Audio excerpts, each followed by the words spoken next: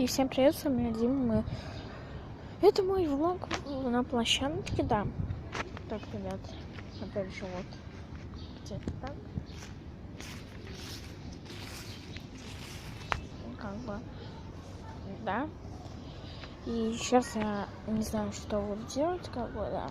Так что давайте посмотрим.